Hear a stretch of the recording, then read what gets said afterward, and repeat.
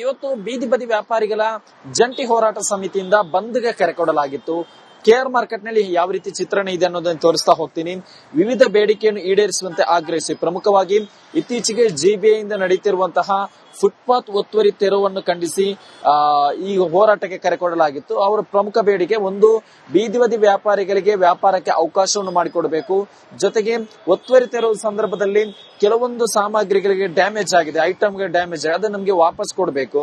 ಜೊತೆಗೆ ಪ್ರಮುಖವಾಗಿರುವಂತಹ ಪಾದಚಾರಿಕ ಮಾರ್ಗವನ್ನೇ ಅಗಲೀಕರಣ ಮಾಡಿ ನಮ್ಗೆ ವ್ಯಾಪಾರಕ್ಕೆ ಅವಕಾಶ ಕೊಡಬೇಕು ಅನ್ನುವ ನಿಟ್ಟಿನಲ್ಲಿ ಕೂಡ ಈ ಹೋರಾಟವನ್ನು ಮಾಡ್ತಾ ಇದ್ದಾರೆ. ಜೊತೆಗೆ ಪ್ರತಿಯೊಬ್ಬ ಬೀದಿ ಬದಿ ವ್ಯಾಪಾರಿಗಳಿಗೂ ಕೂಡ ಐಡಿಯನ್ನು ಕೊಡಬೇಕು ಅಂತ ಈ ಒಂದು ಬೀದಿ ಬದಿ ವ್ಯಾಪಾರಿಗಳು ಹೋರಾಟದ ಮೂಲಕ ಒತ್ತಾಯವನ್ನು ಕೂಡ ಮಾಡಿದ್ದಾರೆ. ಬಟ್ ಪ್ರಮುಖವಾಗಿ ಬೀದಿ ಬದಿ ವ್ಯಾಪಾರಿಗಳ ಹೋರಾಟಕ್ಕೆ ಕರೆ ಕೊಟ್ಟಿರುವಂತಹ ಜಂಟಿ ಹೋರಾಟ ಸಮಿತಿ ಒಂದು ವಿಚಾರವನ್ನು ಪ್ರಸ್ತಾಪ ಮಾಡಿತ್ತು. ಇವತ್ತು ಬೆಳಿಗ್ಗೆ 6 ಗಂಟೆಯಿಂದಲೇ ಎಲ್ಲಾ ರೀತಿಯ ಬೀದಿ ಬದಿ ವ್ಯಾಪಾರ ಬಂದ್ ಆಗುತ್ತೆ ಅಂತ ಅಂದಿತ್ತು. ಬಟ್ ವಾಸ್ತವವಾಗಿ ನೋಡ್ತಾ ಹೋದಂತ ಸಂದರ್ಭದಲ್ಲಿ ಕೆಆರ್ ಮಾರ್ಕೆಟ್ ನಲ್ಲಿ ಎಂದಿನಂತೆ ವ್ಯಾಪಾರ ನಡೀತಾ ಇದೆ. ಬೀದಿ ಬದಿಯಲ್ಲಿ ಆದ್ರೂ ಕೂಡ ಪ್ರಮುಖವಾಗಿ ರಸ್ತೆಯಲ್ಲಿ ವ್ಯಾಪಾರವನ್ನು ಮಾಡ್ತಾ ಇದ್ದಾರೆ. ಹೂವು, ಹಣ್ಣು, ತರಕಾರಿ ವ್ಯಾಪಾರಸ್ಥರು ಎಂದಿನಂತೆ ವ್ಯಾಪಾರವನ್ನು ಕೂಡ ಮಾಡ್ತಾ ಇದ್ದಾರೆ. ಬೆಳಿಗ್ಗಿನ ಜಾವ 3 ಗಂಟೆಯಿಂದಲೇ ಇಲ್ಲಿ ವ್ಯಾಪಾರ ಶುರುವಾಗಿದೆ. ಇವರ ವರ್ಷನ್ ಏನಂದ್ರೆ, ನಮ್ಗೆ ನಿತ್ಯದ ವ್ಯಾಪಾರ ಏನಿದೆ ನಿತ್ಯದ ಬದುಕಾಗಿರುತ್ತೆ. ಒಂದು ದಿನ ನಾವೇನಾದ್ರೂ ವ್ಯಾಪಾರವನ್ನು ಬಂದ್ ಮಾಡಿದ್ರೆ ಅಥವಾ ವ್ಯಾಪಾರ ಇಲ್ಲದೆ ವ್ಯಾಪಾರಕ್ಕೆ ಗೈರಾದ್ರೆ ನಮ್ಗೆ ದೊಡ್ಡ ಮಟ್ಟದಲ್ಲಿ ಎಫೆಕ್ಟ್ ಆಗುತ್ತೆ. ಯಾಕಂದ್ರೆ ಅವತ್ತಿನ ದುಡಿಮೆ ನಮ್ದು ಅವತ್ತಿನ ಬದುಕಾಗಿರುವುದರಿಂದ ನಮ್ಗೆ ಇದು ದುಡಿಮೆ ಅನಿವಾರ್ಯ. ನಾವು ಬಂದ್ಗೆ ಬಾಹ್ಯವಾಗಿರುವಂತಹ ಬೆಂಬಲವನ್ನು ಸೂಚಿಸ್ತೀವಿ ಅಂತ ಅಂದಿದ್ದಾರೆ.